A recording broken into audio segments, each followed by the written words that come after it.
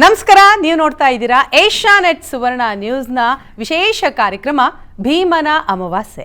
ನಾನು ವೀಣಾ ಪೂಜಾರಿ. ಆಷಾಢ ಮಾಸದ ಅಮಾವಾಸ್ಯೆಯನ್ನು ಭೀಮನ ಅಮಾವಾಸ್ಯೆ ಅಂತ ಆಚರಣೆ ಮಾಡಲಾಗತ್ತೆ. ಭೀಮನ ಅಮಾವಾಸ್ಯೆಯ ದಿನ ಮಹಿಳೆಯರು, ಅದರಲ್ಲೂ ಕೂಡ ವಿವಾಹಿತ ಮಹಿಳೆಯರು ತಮ್ಮ ಪತಿಯ ಆಯಸ್ಸು ಹಾಗೆಯೇ ಶ್ರೇಯಸ್ಸಿಗಾಗಿ ಪ್ರಾರ್ಥನೆಯನ್ನು ಮಾಡಿ ಪೂಜೆಯನ್ನು ಸಲ್ಲಿಸಿದ್ರೆ, ಇನ್ನು ಅವಿವಾಹಿತ ಮಹಿಳೆಯರು ತಮ್ಮ ತಂದೆ ಹಾಗೂ ಸಹೋದರರ ಆಯಸ್ಸು ಹಾಗೂ ಆರೋಗ್ಯಕ್ಕಾಗಿ ಪ್ರಾರ್ಥನೆಯನ್ನು ಮಾಡಿ ಪೂಜೆಯನ್ನು ಸಲ್ಲಿಸ್ತಾರೆ. ದಕ್ಷಿಣ ಭಾರತದಲ್ಲಿ ಭೀಮನ ಅಮಾವಾಸ್ಯೆ ಬಹಳ ವಿಶೇಷವಾದಂಥದ್ದು. ಭೀಮನ ಅಮಾವಾಸ್ಯೆ ಯಾಕೆ ವಿಶೇಷ, ಅದರಲ್ಲೂ ದಕ್ಷಿಣ ಭಾರತದಲ್ಲಿ ಯಾಕೆ ಇಷ್ಟೊಂದು ಮಹತ್ವ, ಈ ದಿನ ಏನು ಮಾಡಬೇಕು ಏನು ಮಾಡಬಾರ್ದು, ಪೂಜೆಯನ್ನು ಮಾಡೋದು ಹೇಗೆ, ಶುಭ ಮುಹೂರ್ತ ಯಾವುದು, ಭೀಮನ ಅಮಾವಾಸ್ಯೆ ಯಾವ ದೇವರ ಪೂಜೆಯನ್ನು ಮಾಡಬೇಕು, ನಮ್ಮ ಇಷ್ಟಾರ್ಥಗಳನ್ನು ಹೇಗೆ ಸಿದ್ಧಿಸ್ಕೊಳ್ಬೇಕು ಅನ್ನುವಂತಹ ಹಲವಾರು ಪ್ರಶ್ನೆಗಳು ಜನಸಾಮಾನ್ಯರಲ್ಲಿರುತ್ತೆ. ಹಾಗಾದರೆ ಈ ಭೀಮನ ಅಮಾವಾಸ್ಯೆ 2023ರ ಮುಹೂರ್ತ ಯಾವುದು, ವ್ರತಾಚರಣೆ ಹೇಗೆ, ಪೂಜೆ ಮಾಡೋದು ಹೇಗೆ, ಎಲ್ಲ ವಿಚಾರವನ್ನು ಇವತ್ತಿನ ವಿಶೇಷ ಕಾರ್ಯಕ್ರಮದಲ್ಲಿ ನಾವು ನಿಮಗೆ ತಿಳಿಸ್ಕೊಡ್ತೀವಿ. ಎಲ್ಲದರ ಬಗ್ಗೆ ಮಾಹಿತಿಯನ್ನು ಕೊಡೋದಕ್ಕೆ ನಮ್ಮ ಜೊತೆ ಸ್ಟುಡಿಯೋದಲ್ಲಿದ್ದಾರೆ ಶ್ರೀ ಸಂಪೂರ್ಣ ವರಮಹಾಲಕ್ಷ್ಮಿ ಮಹಾಸಂಸ್ಥಾನದ ಧರ್ಮದರ್ಶಿಗಳು ಹಾಗೆಯೇ ಸಂಸ್ಥಾಪಕರು ಆದಂತಹ ಬ್ರಹ್ಮಾಂಡ ಗುರುಜಿಯವರು. ಗುರುಜಿ, ಕಾರ್ಯಕ್ರಮಕ್ಕೆ ಆತ್ಮೀಯ ಸ್ವಾಗತ ತಮಗೆ. ನಮಸ್ಕಾರ. ಈಗಾಗಲೇ ಹೇಳಿದ ಹಾಗೆ ಅಮಾವಾಸ್ಯೆ ಪೂಜೆಯಲ್ಲಿ ಗಂಡನ ಆಯಸ್ಸು ಅಡಗಿದೆಯಾ ಅನ್ನುವಂತಹ ಪ್ರಶ್ನೆ ಮೂಡೋದು ಸಹಜ. ಯಾಕಂತಂದರೆ ವಿವಾಹಿತ ಮಹಿಳೆಯರು ತಮ್ಮ ಪತಿಯ ಆಯಸ್ಸು ಹಾಗೆಯೇ ಆರೋಗ್ಯಕ್ಕಾಗಿ ಪ್ರಾರ್ಥನೆಯನ್ನು ಮಾಡಿ ಆಯಸ್ಸನ್ನು ಕೊಡಪ್ಪ ನನ್ನ ಗಂಡನಿಗೆ ಅನ್ನುವಂತಹದ್ದನ್ನು ಬೇಡಿಕೊಳ್ಳುವಂಥದ್ದು. ಗುರುಜಿ, ಈಗಾಗಲೇ ಭೀಮನ ಅಮಾವಾಸ್ಯೆ ದಕ್ಷಿಣ ಭಾರತದಲ್ಲಿ ಬಹಳಷ್ಟು ವಿಶೇಷ. ನಾಳೆನೇ ಅಮಾವಾಸ್ಯೆ, ಹಾಗಾಗಿ ಭೀಮನ ಅಮಾವಾಸ್ಯೆಯ ವಿಶೇಷತೆಯನ್ನು, ಮಹತ್ವವನ್ನು ನಮ್ಮ ವೀಕ್ಷಕರಿಗೆ ಮೊದಲಿಗೆ ತಿಳಿಸ್ಕೊಡೋದಾದರೆ. ಅಸಾಧ್ಯ ಸಾಧಕ ಸ್ವಾಮಿನ್ ಅಸಾಧ್ಯಂ ದವಕಿಮ್ಮದ ಶ್ರೀರಾಮದೂತ ಕೃಪಾ ಸಿಂಧು ಮತ್ಕಾರ್ಯ ಸಾಧೆ ಪ್ರಭು. ಓಂ ನಮೋ ಭಗವತೆ ಮಾತೃಕಾ ರೂಪಾಯ. ಎಲ್ಲ ದೈವಾನುಗ್ರಹ ಭಕ್ತ ಪ್ರಿಯರೇ, ಪ್ರಿಯ ವೀಕ್ಷಕರೇ, ತಮ್ಮೆಲ್ಲರಿಗೂ ಆದರದ ಸ್ವಾಗತ, ಸುಸ್ವಾಗತ.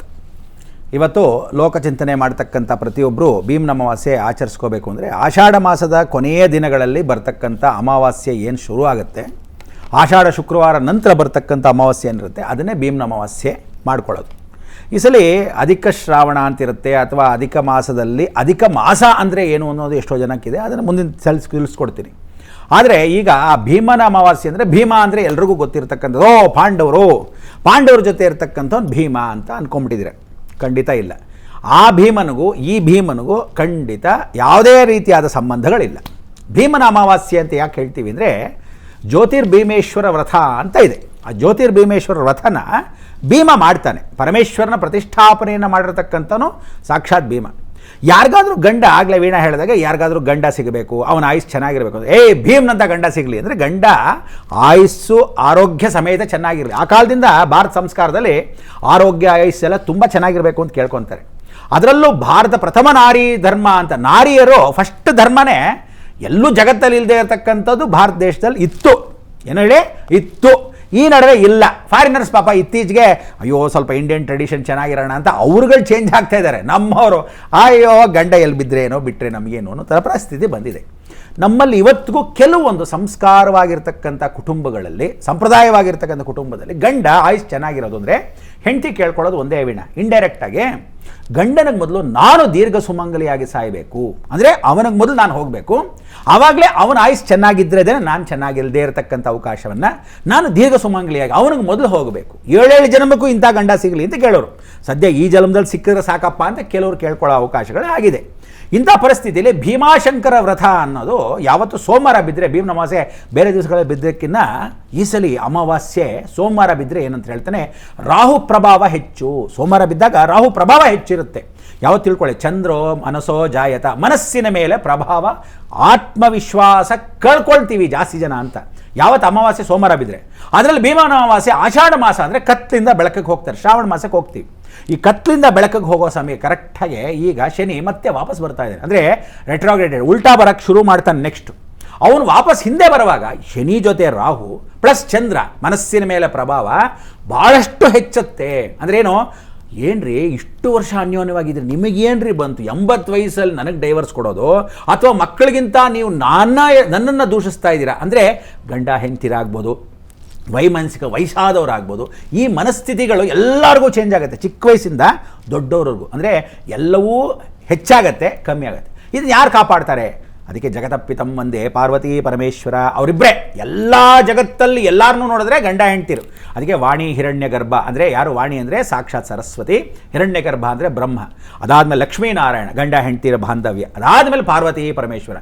ಈ ಮೂರೂ ಜನ ತ್ರಿಶಕ್ತಿಯರ ಅವಕಾಶವನ್ನು ಪಡೆದಿರತಕ್ಕಂಥ ಲಕ್ಷ್ಮೀ ಸರಸ್ವತಿ ಪಾರ್ವತಿಯನ್ನು ನೀವು ಅಕಸ್ಮಾತ್ ಹೆಂಡತಿಯರು ಹೇಗಿರಬೇಕು, ಗಂಡಂದ್ರೆ ಚೆನ್ನಾಗಿ ನೋಡ್ಕೊತಾ ಇದ್ರೆ ನಾವು ಲಕ್ಷ್ಮೀ ಸರಸ್ವತಿ ಪಾರ್ವತಿ ಥರ ಇರ್ತೀವಿ, ಇಲ್ಲದೆ ಇದ್ರೆ ಮಹಾಕಾಳಿ ಮಹಾಲಕ್ಷ್ಮಿ ಮಹಾಸರಸ್ವತಿ ಆಗ್ತೀವಿ ಎನ್ನೋದು ದುರುದ್ದೇಶ ಆಗಬಾರ್ದು ನೀವು. ಸೊ ಈ ಭೀಮನ ಅಮಾವಾಸ್ಯೆಯಲ್ಲಿ ಭೀಮಾಶಂಕರ ಏನು ಮಾಡ್ತಾನೆ, ಈ ವ್ರತವನ್ನು ಮಾಡಿಸೋಕ್ಕೆ ಭೀಮನಿಗೂ ಇದಕ್ಕೂ ಸಂಬಂಧ ಇಲ್ಲ, ತಲೆಯಲ್ಲಿ ಇಟ್ಕೋಬೇಡಿ ಫಸ್ಟು. ಎರಡನೇದು, ಈ ಪಂಚಾಂಗಗಳನ್ನು ಇತ್ತೀಚೆಗೆ ಭಾಳಷ್ಟು ಜನ ಬೀದಿಗೂ ಒಬ್ಬೊಬ್ಬನ ಪಂಚಾಂಗ ಬರೀತಾನೆ. ಸೊ ಏನಾಗಿದೆ ಕನ್ಫ್ಯೂಷನ್, 2 ಅಮಾವಾಸ್ಯೆ ಇದೆಯಾ, 3 ಅಮಾವಾಸ್ಯೆ ಇದೆಯಾ, ಗ್ಯಾರಂಟಿನ ಈ ತಿಂಗಳೇ ಬರುತ್ತೆ. ಅದಕ್ಕೆ ನಾನು ಬರ್ತಾ ಇದ್ದೆ, ಯಾಕಂತಂದ್ರೆ ಆಷಾಢ ಮಾಸ ಮುಗಿತಾ ಇದ್ದ ಹಾಗೆ ಮಂಗಳವಾರದಿಂದ ಅಧಿಕ ಮಾಸ ಬೇರೆ ಬಂದ್ಬಿಡತ್ತೆ. ಸೊ ಹಾಗಾಗಿ ಈ ಅಮಾವಾಸ್ಯೆಗೆನೆ ಭೀಮನ ಅಮಾವಾಸ್ಯೆನಾ ಅಥವಾ ಮುಂದಿನ ಅಮಾವಾಸ್ಯೆನಾ ಅನ್ನುವಂಥದ್ದು ಪ್ರಶ್ನೆ. ಖಂಡಿತ ಏನು ಅಂದ್ರೆ ವೀಣಾ, ಈ ಅಮಾವಾಸ್ಯೆನೆ ಆಷಾಢ ಮಾಸದ ಕೊನೆಯ ಭಾಗದ ಬಂದ್ರೆ ಆ ಅಮಾವಾಸ್ಯೆ ಲೆಕ್ಕ. ಮುಂದಿನ ಅಮಾವಾಸ್ಯೆ ಶ್ರಾವಣ ಬಂದ್ಬಿಡ್ತು. ಸೊ ಶ್ರಾವಣ ಬಂದಿರೋ ಅಮಾವಾಸ್ಯೆಗೆ ಭೀಮನ ಅಮಾವಾಸ್ಯೆ ಅನ್ನೋಕ್ಕಿಲ್ಲ, ಯಾವತ್ತೂ ಆಷಾಢ ಮಾಸದ ಅಮಾವಾಸ್ಯೆ ಲೆಕ್ಕ. ಆಮೇಲೆ ಆಷಾಢ ಶುಕ್ರವಾರ ನಂತರ, ಯಾಕೆಂದ್ರೆ ಶುಕ್ರವಾರದ ನಂತರ ಆಷಾಢ ಶುಕ್ರವಾರ ಮಾಡಿದ್ಯಾರು ಅಂದ್ರೆ ದ್ರೌಪದಿ ಪೂಜೆ ಮಾಡ್ತಾಳೆ ಕೃಷ್ಣ ಪರಮಾತ್ಮನಿಗೆ. ಆ ದ್ರೌಪದಿ ಪೂಜೆ ಮಾಡಿ ಕೃಷ್ಣ ಪರಮಾತ್ಮನಿಗೆ ಇವರೆಲ್ಲ ವನವಾಸಕ್ಕೆ ಇನ್ನೇನು ಅಜ್ಞಾತವಾಸ ಆಯಿತು, ವನವಾಸ ಆಯಿತು, ರಾಜ್ಯ ಗೆದ್ರು, ಎಲ್ಲ ಆಗೋಯ್ತು, ಮೊಮ್ಮಕ್ಕಳೆಲ್ಲ ಬಂದ್ಬಿಟ್ರು, ಇನ್ನು ನಾವೆಲ್ಲ ಕೈಲಾಸ ಯಾತ್ರೆಗೆ ಹೊರಡೋ ಸಮಯಕ್ಕೆ ಇವಳು ಪ್ರಾರ್ಥನೆ ಮಾಡಿ ಕೃಷ್ಣನಿಗೆ ಪ್ರಾರ್ಥನೆ ಮಾಡ್ಕೊಂತಾರೆ. ಆವಾಗ ಕೈಲಾಸಕ್ಕೆ ಹೋಗೋಕ್ಕೆ ಮೊದಲು ಒಂದು ಶಕ್ತಿ ಬೇಕು ನಮ್ಮ ಗಂಡಂದ್ರಿಗೆ. ಸೊ ನೀನು ಆ ವ್ರತವನ್ನು ಮಾಡಿದ್ರೆ ಪ್ರಾರ್ಥನೆ ಅಂತ ನಾನು ಭೀಮ, ನಾನು ಅದಕ್ಕೆ ಭೀಮಶಂಕರ ವ್ರತವನ್ನು ಮಾಡಿಸ್ತೀನಿ ಅಂತ ಹೇಳಿ ಆ ಭೀಮ ಶಂಕರನ ಪೂಜೆಯನ್ನು ಮಾಡೋಕ್ಕೆ ದೊಡ್ಡ ಪ್ರತಿಷ್ಠಾಪನೆ ಮಾಡ್ತಾರೆ. ಆ ಪ್ರತಿಷ್ಠಾಪನೆ ಮಾಡಿರೋ ಲಿಂಗ, ಅವನು ಕಷ್ಟಪಟ್ಟು ಶಕ್ತಿ ಬರೋಕ್ಕೆ ಮಾಡಿರೋ ಲಿಂಗವೇ ಇವ್ರು ಹೋಗೋ ದಾರಿಗೆ ಮತ್ತೆ ಸಿಗುತ್ತೆ. ಸೊ ಆ ದ್ರೌಪದಿ ಸ್ಕೇಲ್ ಮಾಡಿಸಿದಾಗ ಏನು ಹೇಳುತ್ತಿದ್ರೆ, ಆಷಾಢ ಶುಕ್ರವಾರದ ನಂತರ, ಶುಕ್ರವಾರದ ಲಕ್ಷ್ಮಿ, ಇವಳು ಸ್ವಯಂ ಲಕ್ಷ್ಮಿ ಅಂಶ ಅಂತ. ಸೊ ಈ ದ್ರೌಪದಿಯಲ್ಲಿ ಪಂಚಕನ್ಯೆ ಸ್ಮರೇ ನಿತ್ಯಂ, ಯಾವಾಗಲೂ ಅಹಲ್ಯ, ಸೀತಾ, ತಾರ, ದ್ರೌಪದಿ, ಮಂಡೋದರಿ ಅಂಥೇಳಿ ಈ ದ್ರೌಪದಿ ಅನ್ನೋಳು ಮಹಾಸಾಧ್ವಿ. ಸೊ ಹೆಣ್ಣು ಮಕ್ಕಳಿಗೆ ಅಷ್ಟು ಹೇಳ್ತಾರೆ, ಇವತ್ತಿಗೂ ಪ್ರಾಮುಖ್ಯತೆ ಅಂದರೆ ಹೆಣ್ಣು ಮಕ್ಕಳು ಎಷ್ಟು ಪೂಜೆ ಮಾಡ್ತಾರೋ, ಗಂಡಸು ಎಷ್ಟೇ ಹೋಮ ಮಾಡಲಿ, ಹೆಣ್ಮಕ್ಳು ಕೊನೆಗಿರ್ತಕ್ಕಂಥ ಒಂದು ಹೋಮಕ್ಕೆ ಅರ್ಘ್ಯವನ್ನು ಕೊಟ್ಟರೆ ಪೂರ್ತಿ ಹೋಮ ಆಗೋದು ಆವಾಗಲೇ. ವಿತೌಟ್ ಹೆಣ್ಣು ಮಕ್ಕಳು, ಗಂಡು ಮಕ್ಕಳು ಪೂರ್ತಿ ಹೋಮ ಅಗ್ನಿಕಾರ್ಯ ಆಗಲ್ಲ. ಹಾಗೇನೇ ಒಂದು ಪೂಜೆ ವ್ರತಕ್ಕೆ ಗಂಡ ಹೆಂಡತಿರ ಬಾಂಧವ್ಯ ಇರಬೇಕು. ಸೊ ಅದಕ್ಕೆ ವರಮಹಾಲಕ್ಷ್ಮಿ ವ್ರತವನ್ನು ಮಾಡೋಕ್ಕೆ ಮೊದಲು ಆಷಾಢ ಶುಕ್ರವಾರಗಳು ಬರುತ್ತೆ. ಈ ಆಷಾಢ ಶುಕ್ರವಾರ 4 ಬರುತ್ತೆ, 5 ಬರುತ್ತೆ, ಒಂದೊಂದ್ಸಲಿ ಅಧಿಕ ಬರುತ್ತೆ.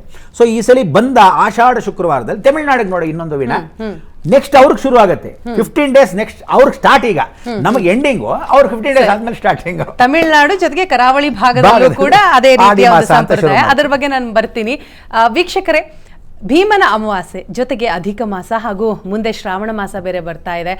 ಈಗ ಇದಕ್ಕೆ ಸಂಬಂಧಪಟ್ಟ ಹಾಗೆ ಏನಾದರೂ ಪ್ರಶ್ನೆಗಳಿದ್ರೆ, ಗುರುಜಿ ಜೊತೆ ಮಾತನಾಡಬೇಕು ಅಂತಂದ್ರೆ ದಯವಿಟ್ಟು ಕರೆ ಮಾಡಿ ಮಾತನಾಡಿ. ಈಗ ಮೊದಲ ಕಾಲರ್ ರೆಡಿ ಇದ್ದಾರೆ, ತುಮಕೂರಿನಿಂದ ಲಲಿತಾ ಅವರು ಕರೆ ಮಾಡಿದ್ದಾರೆ. ನಮಸ್ಕಾರ ಲಲಿತಾ ಅವರೇ.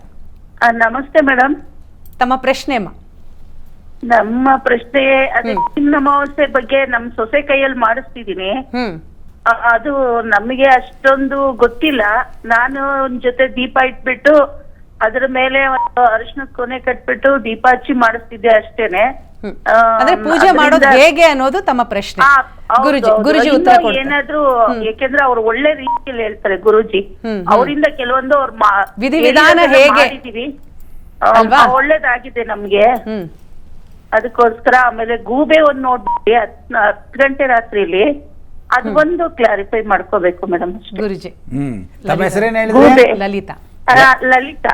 ಲಲಿತಮ್ಮ ಹೇಳಿ. ಈಗ ಏನು ಅಂದ್ರೆ, ಈ ಆಷಾಢ ಮಾಸದಲ್ಲಿ ಈಗ ಗೂಬೆ ನೋಡಿರೋದು ಮಹಾಲಕ್ಷ್ಮಿ ಅನುಗ್ರಹ ಆಗತ್ತೆ ಒಂದು. ಎರಡನೇದು, ಅಷ್ಟು ಮಾತ್ರ ಅತ್ತೆಗೆ ಸೊಸೆ ಮೇಲೆ ಒಂದು ಆಸಕ್ತಿ, ಅಯ್ಯೋ ಅವಳು ಪಾಪ ಪೂಜೆ ಮಾಡಲಿ, ಅವಳು ಗಂಡ ಅಂದರೆ ನನ್ನ ಮಗ ಚೆನ್ನಾಗಿರಲಿ ಅಂತ ನಿಮಗೆ ಒಂದು ಆಸಕ್ತಿ ಇದೆ. ಖಂಡಿತ ಒಳ್ಳೇದಾಗತ್ತೆ. ಏನು ಅಂದರೆ ಅವ್ರಿಗೆ ಹೇಳ್ಕೊಡೋ ಪದ್ಧತಿಯಲ್ಲಿ ಅವರು ಕಲ್ತ್ರೆ ತುಂಬ ಸಂತೋಷ.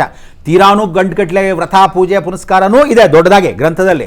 ಆದರೆ ಅಷ್ಟೆಲ್ಲ ಮಾಡಬೇಕಾಗಿಲ್ಲ, ಸಣ್ಣದಾಗಿ ಮಾಡಬೇಕು ಅಂದರೆ ಹುತ್ತದ ಮಣ್ಣು ತೊಗೊಂಬಂದು ಸೋಮವಾರದ ದಿವಸ ಆ ಹುತ್ತದ ಮಣ್ಣಲ್ಲಿ ಒಂದಿಷ್ಟು ಪಿಳ್ಳಾರಿ ಥರ ಮಾಡ್ಕೋಬೇಕು. ಹೇಗೆ ಸೆಗಣಿಯಲ್ಲಿ ಪಿಳ್ಳಾರಿ ಗಣಪತಿ ಹಬ್ಬಕ್ಕೆ ಮಾಡ್ಕೊತೀವಿ, ಹರ್ಷಣದ ಗೌರಮ್ಮ ಹೇಗೆ ಹರ್ಷಣದಲ್ಲಿ ಮಾಡ್ಕೊತೀವಿ, ಹಾಗೆ ಹುತ್ತದ ಮಣ್ಣಲ್ಲಿ ಒಂದು ಶಂಕರನ ವಿಗ್ರಹವನ್ನು ಸಾಲಿಗ್ರಾಮ ಥರ ಗುಂಡ್ಗಾದರೂ ಸರಿ, ಗೋಪುರಾಕಾರದಲ್ಲೂ ಸರಿ, ಅದನ್ನು ತಟ್ಟೆಯಲ್ಲಿ ಇಟ್ಟಬೇಕಾದ್ರೆ ಜ್ಞಾಪಕ ಇಟ್ಕೊಳ್ಳಿ, ಭತ್ತದಲ್ಲಿ ಇಟ್ಟು ವಿಶೇಷವಾಗಿ ಇಟ್ಕೋಬೋದು. ಇಲ್ಲ ಶಂಕರನ ವ್ರತ ಯಾವತ್ತೂ ಬಿಳಿ ಸಾಸಿವೆಯಲ್ಲಿ ಇಟ್ಕೊಂಡ್ರೆ ಬಹಳ ವಿಶೇಷ. ಕೆಲವರು ಬಿಳಿ ಸಾಸಿವೆ ಅಯ್ಯೋ ನಮ್ಮ ಕಾಸ್ಟ್ಲಿ ಅಂದರೆ ತರಕ್ಕಾಗಲ್ಲ, ಕೆಲವರೆಲ್ಲ ಭತ್ತದಲ್ಲಿ ಇಟ್ಕೊಳ್ಳಿದ್ರೆ ಅಕ್ಕಿಲಿ ಇಟ್ಬಿಡ್ತಾರೆ.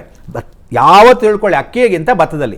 ಅವರಿಗೆ ಪೂಜೆ ಮಾಡಬೇಕಾದ್ರೆ ಜ್ಞಾಪಕ ಇಟ್ಕೊಳ್ಳಿ, ಬಿಲ್ಪತ್ರೆ ಸೋಮವಾರನೇ ಬಿದ್ದಿದೆ, ಭಾಳ ವಿಶೇಷ. ಭೀಮಾಶಂಕರರ ವ್ರತ, ಗಂಡನ ಆಯುಸ್ಸು. ಆಮೇಲೆ ಎಲ್ರಿಗೂ ಹೇಳ್ತಾ ಇದ್ದೀನಿ, ಟಿ ವಿ ಮುಖಾಂತರ ನೀವು ಕೇಳ್ತಾ ಇರೋದ್ರಿಂದ, ಗಂಡನಿಗೆ ಕಾಲಿಗೆ ಮಂಗಳಾರತಿಗಳನ್ನು ಕಾಲು ಊದ್ಗಡ್ಡಿಗೆ ಹಾಕಬೇಡಿ. ಹೆಂಡತೀರು ನಮಸ್ಕಾರ ಮಾಡಬೇಕಾದ್ರೆ ಬರೀ ಕಾಲು ತೊಳೆದು ನಮಸ್ಕಾರ ನೀವು ಮಾಡ್ಕೋಬೇಕು. ಅದನ್ನು ಬಿಟ್ಟರೆ ಬೇರೆಯವರಿಗೆ ಬಂದು ನಿಮ್ಮ ಮಂಗಳಾರತಿ ಮಾಡಿ ಊದ್ಗಡ್ಡಿ ಹಚ್ಚಿ, ಕೆಲವ್ರು ಬಂದು ಬರೇ ಎಲ್ಲ ಹಚ್ಚೆ ನಿಮ್ಮ ಅತ್ತೆನ ಕರಿ ಅವ್ರ ಕತೆ, ಇದೆಲ್ಲ ಬೇಡಿಸ್ಬೇಡಿ. ಯಾಕೆಂದರೆ ಕೆಲವ್ರಿಗೆ ಇನ್ಫೀರಿಯರಿಟಿ. ಎರಡನೇದು, ಅವರು ಆ ಥರನೇ ನೋಡ್ಕೊಂಡಿದ್ರೆ ಸಂತೋಷ. ಇಲ್ಲ, ಗಂಡ ನಿಜವಾಗ್ಲೂ ನಿಷ್ಠಾವಂತ ಆದರೆ ಸಂತೋಷವಾಗಿ ಮಾಡ್ಬೋದು. ಯಾವುದೇ ಆಗಲಿ ತಿಳ್ಕೊಳ್ಳಿ, ಯಾವುದೇ ಮನುಷ್ಯ, ಅವನು ಸನ್ಯಾಸಿ ಆಗಲಿ ಸ್ವಾಮಿ ಆಗಲಿ ಒಂದು ಗಂಡಸಾಗಲಿ, ಮಂಗಳಾರತಿಗಳು ದೇವರನ್ನ ಬಿಟ್ಟು ಕಾಲುಗಳನ್ನ ಮಂಗಳಾರತಿ ಕಾಲು ತೊಳಿರಿ, ನಮಸ್ಕಾರ ಮಾಡಿ, ಅರ್ಶಿನ ಕುಂಕುಮಕ್ಕೆ ಹೂ ಹಾಕಿ, ಸಾಕು, ಮುಗ್ದಾಯ್ತು. ಅವ್ರ ಕಾಲಿಗೆ ತುಳಸಿ ಬಿಲ್ಪತ್ರೆ ಯಾವ ಮನುಷ್ಯ ಜಾತಿಗೂ ಹಾಕಬಾರ್ದು. ಹೇಳಿದ್ದೀನಿ, ಭೂಲೋಕದಲ್ಲಿ ಭಗವಂತನಿಗೆ ಬಿಟ್ಟರೆ ತುಳಸಿ ಯಾವ ಕಾಲಕ್ಕೂ ಬಿಲ್ಪತ್ರೆ ಕಾಲು ಸೋಕಬಾರ್ದು. ಅದು ಸನ್ಯಾಸಿ ಆಗಲಿ ಗಂಡ ಆಗಲಿ ಯಾರಿಗೂ ಆಗಲಿ. ಇದನ್ನು ನೀವು ತಪ್ಪು ಮಾಡೋದ್ರಿಂದ ಈ ತಿದ್ದಕ್ಕೆ ನಾನು ಮೊದಲೇ ಹೇಳ್ಬಿಡ್ತಾ ಇದ್ದೀನಿ. ಊದ್ಕಡ್ಡಿ ಕರ್ಪೂರ ಮೊದಲೇ ನಿಷೇಧ, ಜ್ಞಾಪಕ ಇಟ್ಕೊಳ್ಳಿ. ಅರ್ಶಿನ ಕುಂಕುಮ ಹಾಕಿ ನಮಸ್ಕಾರ ಮಾಡ್ಕೊಳ್ಳಿ. ಅವ್ರ ಹೆಸರಲ್ಲಿ ಒಂದು ನೈವೇದ್ಯ ಮಾಡೋದು, ತೆಂಗಿನಕಾಯಿನ, ಆ ಬಾಳೆಹಣ್ಣು ಮಾಡೋದು, ಇದೆಲ್ಲ ಮಾಡಬಾರ್ದು. ಯಾಕೆ ಅಂದರೆ ಒಬ್ಬ ಮನುಷ್ಯ ಸತ್ತೋದಾಗ್ಲೂ ಪಾದವನ್ನು ಕಟ್ಟಿ ಆ ಕಟ್ಟಿರೋ ಪಾದಕ್ಕೆ ಪೂಜೆ ಮಾಡಿಸ್ತಾರೆ. ಸೊ ಅವಾಗ ಏನಾಗುತ್ತೆ, ಹೆಣಕ್ಕೆ ಪೂಜೆ ಮಾಡಿಸ್ದಂಗೆ. ಹೆಣ ಬಂದು ಯಾವ ಕಾಲಕ್ಕೂ ಮನುಷ್ಯನಲ್ಲ. ಸೊ ಗಂಡನಿಗೆ ಇದೆಲ್ಲ ಮಾಡಿದಾಗ ಏನಾಗುತ್ತೆ, ಆ ಶ್ರೇಯಸ್ಸು ಆಯುಸ್ ಕಮ್ಮಿ ಆಗುತ್ತೆ. ದಯವಿಟ್ಟು ಮಾಡಿಸ್ಬೇಡಿ, ಯಾವ ಶಾಸ್ತ್ರದಲ್ಲೂ ಇಲ್ಲ. ಇಲ್ಲದೆ ಇರೋದು ಮಾಡಿಸ್ಬೇಡಿ.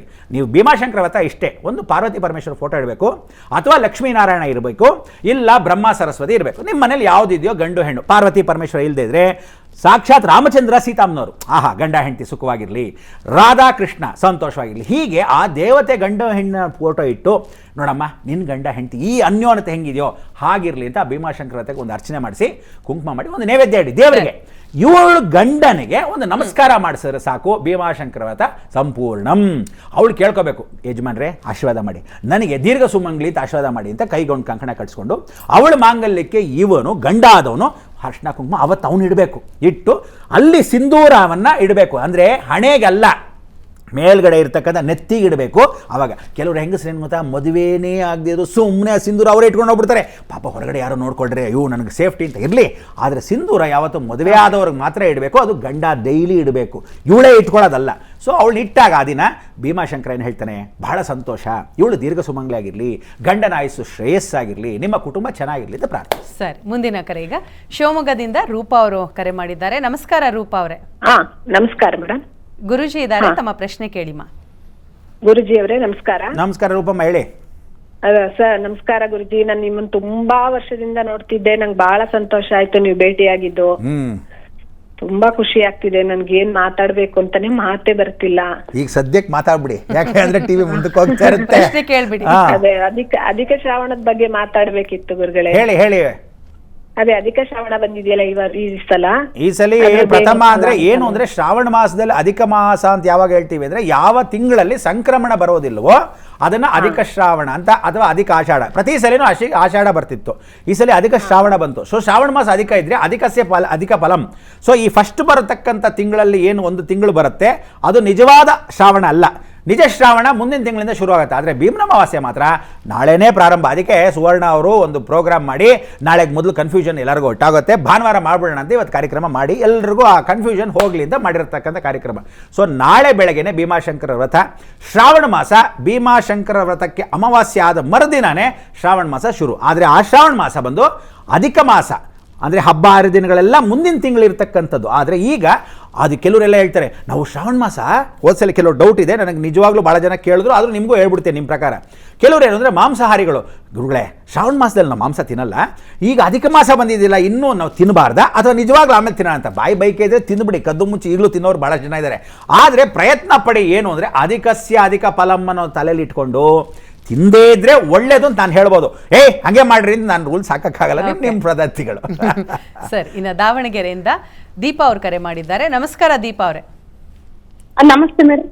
ಗುರುಜಿ ಇದಾರಮ್ಮ, ತಮ್ಮ ಪ್ರಶ್ನೆ ಕೇಳಿ, ಮಾತಾಡಿ. ನಮಸ್ತೆ ಗುರುಜಿ. ನಮಸ್ತೆ, ಹೇಳಿಮ್ಮ. ನಾನು ನಿಮ್ದು ಬಹಳ ವರ್ಷದಿಂದ ಪ್ರೋಗ್ರಾಮ್ ನೋಡ್ತಾನೆ ಇದ್ದೀನಿ. ತುಂಬಾ ಸಂತೋಷ, ಹೇಳಿ. ಇದು ಅಧಿಕ ಮಾಸ ಇದೆಯಲ್ಲ, ಯಾವ ರೀತಿ ಪೂಜೆ ಮಾಡಬೇಕು ಶ್ರಾವಣದಲ್ಲಿ ಅಂತ? ಶ್ರಾವಣ ಮಾಸದ ಅಧಿಕ ಮಾಸದ ಏನು ಅಂದರೆ, ಅಮ್ಮನವ್ರಿಗೆ ಸಂತೃಪ್ತಿ ಅಂತ. ಯಾವತ್ತು ಶ್ರಾವಣ ಮಾಸದಲ್ಲಿ ಅಮ್ಮನವ್ರಿಗೆ ಸಂತೃಪ್ತಿಗಳು ಜಾಸ್ತಿ. ಎಲ್ಲರೂ ಅಂದ್ಕೊಳ್ಳೋದೇನು ಅಂದರೆ ಉತ್ತರಾಯಣ ಪುಣ್ಯಕಾಲದಿಂದ ದಕ್ಷಿಣಾಯನಕ್ಕೆ ಕಾಲಿಡ್ತೀವಿ, ಅಂದರೆ ನಾಳೆನೇ ಅಮಾವಾಸ್ಯೆ ಆದ ನೆಕ್ಸ್ಟ್ ಡೇನೇ ಅಂದರೆ ದಕ್ಷಿಣಾಯನ ಕಾಲಿಡ್ತೀವಿ. ಶಿವಶ್ಕ ಹೃದಯಂ ವಿಷ್ಣು, ವಿಷ್ಣುಶ್ಕ ಹೃದಯಂ ಶಿವ. ಅಂದರೆ ಶಿವನಿಗೆ ಇಷ್ಟವಾಗಿದ್ದ ಮಾಸಗಳೆಲ್ಲ ಏನು ಅಂದರೆ ಯಾವತ್ತೂ ಶ್ರಾವಣ. ಅವನಿಗೆ ಏನು ಮಾಡ್ಬಿಡ್ತಾನೆ, ಇವನಿಗೆ ಇರತಕ್ಕಂಥದ್ದೆಲ್ಲ ಇರತಕ್ಕಂಥದ್ದು ಉತ್ತರಾಯಣ, ಯಾರಿಗೆ ವಿಷ್ಣುಗೆ. ಆದರೆ ಇವನಿಗೆ ಅವ್ನು ಪೂಜೆ ಮಾಡಿದ್ರೆ ಇಷ್ಟ, ಅವನಿಗೆ ಇವನು ಪೂಜೆ ಮಾಡಿದ್ರೆ ದೇವರೇ ನೋಡಿ ಹೆಂಗೆ ತಿರ್ಸ್ಬಿಟ್ಟು ಏನಂದರೆ ಉತ್ತರಾಯಣದಲ್ಲೆಲ್ಲ ಶಿವನ ಪೂಜೆಗಳು, ದಕ್ಷಿಣಾಯನದಲ್ಲೆಲ್ಲ ವಿಷ್ಣು ಪೂಜೆಗಳು. ಅದಕ್ಕೆ ಶ್ರಾವಣ ಮಾಸಗಳೆಲ್ಲ ಮಾಡ್ತಕ್ಕಂಥದ್ದು ವಿಷ್ಣುಗೆ ಅಂದರೆ ಹರಿಹರ ಸ್ವರೂಪ ಅಮ್ಮನವರು. ನೀವು ಅದಕ್ಕೆ ಯಾವ್ದಾರು ಒಂದು ಹೂ ಬಿದ್ದರೆ ಫೋಟೋಗಳಲ್ಲಿ ಎಷ್ಟೋ ಜನಕ್ಕೆ ಹೆಂಗಸ ಮಕ್ಕಳಿಗೆ ಹೇಳೋದು ನಾನು, ಬಲಗಡೆ ಬಿತ್ತು ಎಡಗಡೆ ಬಿತ್ತು ಅಂತ ತಲೆ ಕೆಡಿಸ್ಕೊಬೇಡಿ, ಕನ್ಫ್ಯೂಸ್ ಮಾಡ್ಕೋಬೇಡಿ. ಫೋಟೋಲ್ ಹೂ ಬಿದ್ದರೆ ಅಮ್ಮನವರ ಅನುಗ್ರಹ, ಬಲಗಡೆ ಬಿದ್ದರೆ ಸಾಕ್ಷಾತ್ ಪರಮೇಶ್ವರನ ಬ್ರಹ್ಮ ಸ್ಥಿರವಾಗಿರೋದು. ಮಾಯೆ, ವಿಷ್ಣು ಯಾವಾಗಲೂ ಮಾಯೆ ಎಡಭಾಗದಲ್ಲಿ. ಇವರಿಬ್ಬರೂ ಸೇರಿದ್ರೇ ಹರಿಹರ ಸ್ವರೂಪ ಅಮ್ಮನವರ ಕೃಪೆ ಅಂತ. ಅದಕ್ಕೆ ಶ್ರಾವಣ ಮಾಸದಲ್ಲಿ ಎಲ್ಲರೂ ಎಲ್ಲೆಲ್ಲಿ ಅಮ್ಮನವರಿದ್ದಾರೋ ಆ ಅಮ್ಮನವರ ಕೃಪೆಗೆ ನಿಮ್ಮ ಮನೆ ಕುಲದೇವರು, ಗ್ರಾಮ ದೇವತೆಗಳು ಮರಿಬೇಡಿ. ಯಾವತ್ತು ತಿಳ್ಕೊಳ್ಳಿ ಎಲ್ಲರೂ. ಆಮೇಲೆ ಇನ್ನೊಂದು ಎಲ್ರಿಗೂ ಒಂದು ಕನ್ಫ್ಯೂಷನ್ ಸ್ಟೇಟ್ ಇದೆ, ನಾನು ಆಮೇಲೆ ವೀಣಾ ಮುಖಾಂತರ ಹೇಳಿ ಅದನ್ನು ಹೇಳ್ತೀನಿ. ಏನು ಅಂದರೆ ಪ್ರತಿಯೊಬ್ಬರು ತಿಳ್ಕೊಳ್ಳಿ, ಅಮ್ಮನವ್ರಿಗೆ ಹೀಗೆ ಪೂಜೆ ಮಾಡಬೇಕು ಹಾಗೆ ಅಂತಲ್ಲ. ಎಲ್ಲೇ ಹೋಗಿ ಬಿಡಿ ಹೂವನ ಪೂಜೆ ಮಾಡಿ. ಏನೇಳೆ ಬಿಳಿ ಅಲ್ಲ, ವೈಟ್ ಅಲ್ಲ, ಬಿಡಿ ಬಿಡಿ ಹೂವು, ಉಡಿ ಉಡಿ ಹೂಗಳು. ಯಾಕೆ ಅಂದರೆ ಅರ್ಚನೆ ಮಾಡಿದ್ರೆ ಸಂತೋಷವಾಗಿ ಅವಳನ್ನ ಹೊಗಳಬೇಕು. ಅಮ್ಮನವ್ರಿಗೆ ಯಾವಾಗಲೂ ಹೊಗಳಿದ್ರೇ ಇಷ್ಟ. ಅದಕ್ಕೆ ಅರ್ಚನಾಂ ಪ್ರಿಯ ದೇವಿತೆ ಅಂತ ಕರಿತೀವಿ. ಶಿವನಿಗೆ ಅಭಿಷೇಕ ನೀರು ಹಾಕಿ ಸುರಿದ್ರೇ ವಿಶೇಷ, ಇನ್ನೊಂದಷ್ಟು ನೀರಿದೆ ಅಂತಾನೆ. ವಿಷ್ಣುಗೆ ಯಾವಾಗ ಅಲಂಕಾರ ಮಾಡಿದ್ರೇ ಸಂತೋಷ. ದೇವಿಗೆ ಸ್ತೋತ್ರ ಪ್ರಿಯ, ಹಾಡು ಹೊಗಳ್ತಾ ಇರಬೇಕು. ಗಣೇಶ ಭಕ್ಷ್ಯಪ್ರಿಯ, ತಿಂತಾ ಇರಬೇಕು, ಇನ್ನೊಂದೆರಡು ಮಾಡು ಅಂತಾನೆ ಭಕ್ಷ್ಯಗಳು. ಸೊ ಹೀಗೆ ಅವರವರ ಪ್ರಿಯದಲ್ಲಿ ಸಾಕ್ಷಾತ್ ಸೂರ್ಯನಾರಾಯಣ. ಸೊ ಈ ಸಲ ನೀವೆಲ್ಲರೂ ಏನು ಹೇಳ್ತಾ ಇದ್ದೀನಿ ಅಂದರೆ ಶನಿ ವಾಪಸ್ ಬರ್ತಾ ಇದ್ದಾನೆ. ಇಡೀ ಜಗತ್ತಿಗೆ ನಾನು ಟಿ ವಿ ಮುಖಾಂತರ ನಿಮಗೆ ತಿಳಿಸೋದಿಷ್ಟೇ. ಶನಿ ವಾಪಸ್ ಬಂದರೆ ರೆಟ್ರೋಗ್ರೇಟೆಡ್ ಅಂತ ಕರಿತೀವಿ, ಉಲ್ಟಾ ಬರ್ತಾನೆ. 9 ತಿಂಗಳಿರ್ತಾನೆ. ಆ 9 ತಿಂಗಳಲ್ಲಿ ಬಲ್ಲರಿಗೂ ಕಷ್ಟ. ಅದಕ್ಕೆ ಶನೇಶ್ವರನ ಹೆಂಗೆ ಸಂಕಲ್ಪ ಮಾಡಬೇಕು ನೀವು? ನೀಲಾಂಬರೋ ನೀಲ ವಪುಹು ಕಿರೀಟಿ ಗೃದ್ರ ಸ್ಥಿತಿಶ್ಚಾಪಕರೋ ಧನುಷ್ಮಾನ್ ಚತುರ್ಭುಜ ಸೂರ್ಯಸುತಃ ಪ್ರಶಾಂತಃ ಸಚಾಸ್ತುಮಯಂ ವರಮಂದಾಗಮಿ. ಆ ಮಂದವಾಗಿರತಕ್ಕಂಥವನ್ನ ಸಂತೋಷ ಪಡಿಸೋದು. ಈ ಮಂತ್ರ ನಾನು ನಿಮ್ಗೇನು ಹೇಳಿದೆ, ಇದು ಟಿ ವಿಲಿ ಮತ್ತೆ ಇನ್ನೊಂದ್ಸಲ ರಿವೈಂಡ್ ಮಾಡ್ಕೊಂಡು ನೋಡಿ. ಏನು ಅಂದರೆ ಸಾಕ್ಷಾತ್ ಕಾಳಿ ಶನಿನ ಹೊಗಳಿರ್ತಕ್ಕಂಥ ಮಂತ್ರ. ಸೊ ನಿಮಗೆ ಅಮ್ಮನವ್ರ ಕಾಳಿ ಪೂಜೆಯನ್ನು ಮಾಡಿದ್ರೆ, ದುರ್ಗೆ ಪೂಜೆಯನ್ನು ಮಾಡಿದ್ರೆ, ಆರಾಧನೆ ಮಾಡ್ತಕ್ಕಂಥದ್ದು ಬಹಳ ವಿಶೇಷ. ಸರ್, ಇನ್ನು ಮುಂದಿನ ಕರೆ ಬೆಂಗಳೂರಿನಿಂದಲೇ ರೇಣುಕಾ ಅವ್ರ ಕರೆ ಮಾಡಿದ್ದಾರೆ. ನಮಸ್ಕಾರ ರೇಣುಕಾ ಅವರೇ. ನಮಸ್ತೆ ಮೇಡಮ್. ರೇಣುಕಾ ಅವರೇ, ತಮ್ಮ ಪ್ರಶ್ನೆ ಗುರುಜಿ ಇದ್ದಾರೆ, ಮಾತಾಡಿ. ನಮಸ್ಕಾರ ಗುರುಜಿ. ನಮಸ್ತೆ ರೇಣುಕಮ್ಮ, ಹೇಳಿ ಬೇಗ ಬೇಗ. ಸರ್, ಇದು ಗುರುಜಿ ಅಲ್ಲ, ಇದು ನಿಮ್ ಪ್ರಶ್ನೆ ಯೋಚನೆ ಮಾಡೋಷ್ಟರಲ್ಲಿ ನಾಳೆ ಆಗ್ಬಿಡತ್ತಪ್ಪ. ನಾನು ಎಷ್ಟು ಗಂಟೆಗೆ ಪೂಜೆ ಮಾಡೋದು? ಬೆಳಗ್ಗೆ ಅಮಾವಾಸ್ಯೆ ಪೂರ್ತಿನೇ ಇದೆ. 8 ಗಂಟೆಗೆ ಗುರು ಹೊರೆ, ರಾವ್ ಕಾಲದಲ್ಲೇ ಮಾಡಿದ್ರೆ ಇನ್ನೂ ಶ್ರೇಷ್ಠ. ನೀವೆಲ್ಲ ಬೇಗ ಬೇಗ ರೆಡಿ ಆಗ್ಬಿಟ್ಟು ನೈವೇದ್ಯ ಬೇರೆ ಮಾಡಿದ್ರೆ ಯಜಮಾನರು ಆಫೀಸ್ಗೆ ಹೋಗಕ್ಕೆ ಮೊದಲು ಆ ನೈವೇದ್ಯನ ಕೊಟ್ಟಂಗೆ ಆಗುತ್ತೆ. ಅವರು ನಮಸ್ಕಾರ ಮಾಡಿ ಗಂಡನಿಗೂ ನಮಸ್ಕಾರ ಮಾಡಿದ್ರೆ, ಓ ಇವತ್ತು ಹೆಂಡತಿ ತುಂಬ ಚೆನ್ನಾಗಿ ನಮಸ್ಕಾರ ಮಾಡೋದು, ಒಂದು ಸಾಯಂಕಾಲ ಅಂದ್ರೆ ಗಿಫ್ಟ್ ಅಂದ್ರೆ ತಂದ್ರು, ಅದಕ್ಕೆ ಬೇಗ ಎದ್ದು ಮಾಡಿ ಮುಗಿಸ್ಕೊಳ್ಳಿ, ಒಳ್ಳೇದಾಗ್ಲಿ ಅಂತ ಹೇಳಿ. ರೇಣುಕಾ ಅವರೇ, ಕಾರ್ಯಕ್ರಮ ಪೂರ್ತಿ ನೋಡಿ, ಸಂಪೂರ್ಣ ಮಾಹಿತಿ ನಿಮ್ಗೆ ಸಿಗುತ್ತೆ. ನಾಳೆ ಪೂಜೆ ಎಷ್ಟೊತ್ತಿಗೆ ಮಾಡಬೇಕು, ಯಾವ ರೀತಿ ಮಾಡಬೇಕು ಅನ್ನೋದು. ಈಗೊಂದು ಚಿಕ್ಕ ವಿರಾಮ ಇರುತ್ತೆ. ವಿರಾಮದ ಬಳಿಕ ಭೀಮನ ಅಮಾವಾಸ್ಯೆ ವಿಶೇಷ ಕಾರ್ಯಕ್ರಮ ಮತ್ತೆ ಮುಂದುವರಿಯುತ್ತೆ.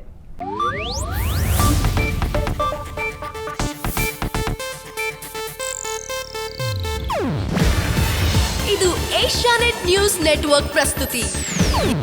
ನೀವು ನೋಡ್ತಿದ್ದೀರಾ ಏಷ್ಯಾನೆಟ್ ಸುವರ್ಣ ನ್ಯೂಸ್.